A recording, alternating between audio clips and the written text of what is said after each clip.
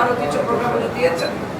আমরা গতকালকে কুদ্দুস ভাই, আমির শাহিদ, আমাদের আবুল হোসেন ভাই ছিলেন, আমরা কথা বলে আসছি ঢাকাতে।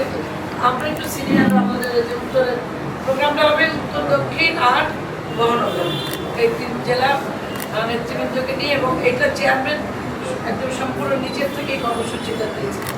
প্রধানমন্ত্রী হওয়ার পর থেকে বিরাট জনসভা হওয়ার কথা, প্রত্যাশিত অনেক কথাবার্তা, কিন্তু সেটা না, এটা যেহেতু বর্ষাকাল সময়টা প্রোগ্রামের অনুকূলে না, এই কারণেই যে উনি যেহেতু গণ্য দিয়ে আসবে ওই সাথে একটু নেতাকর্মীরা দেখে যেতে চায়, এই কারণে প্রতিনিধি আকারে একদম জেলার, মহানগরের আর উত্তরের 3 জেলার সবাই, আর বাকি অঙ্গ সংগঠনের প্রতিনিধিরা বিসিএস সেক্রেটারি, আর থানাতে 5 জন করে বিএনপি নেতা, সিনিয়র 5 জন।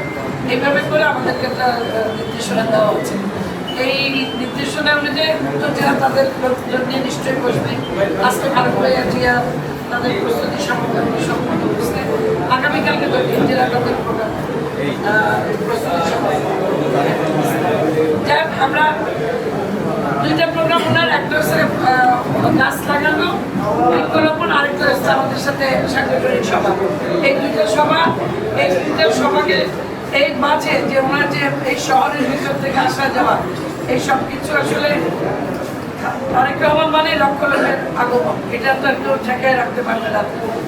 এই চিন্তা করে বিভাগীয় কমিশনার সাহেব বলতেছে যে আপনারা 600 লোক ওদের মধ্যে ঢুকবেন, 700ই ঢুকলেন, আর বাইরে যে 1000 লোক থাকবে, এইটা আমি কেমনি সামলাবো, এটা উনি প্রশ্ন করতেছিলেন। যাই হোক, এটা আমাদের একটু খেয়াল রেখে যারা সিনিয়র বিভিন্ন অঙ্গ সংগঠনের প্রধান আছেন তারা এটা একটু খেয়াল রাখবেন। আলাদা করে হয়তো আমরা বসতে পারবো না, আমরা যেহেতু সিনিয়র একটু বসবো, আমরা 3 জেলার প্রেসিডেন্ট সেক্রেটারি, আমি আর কুদ্দুস ভাই একটু উপরে বসি, আপনি একটু বসেন, আমরা কিছু সিদ্ধান্ত নিতে হয়, এত মানুষ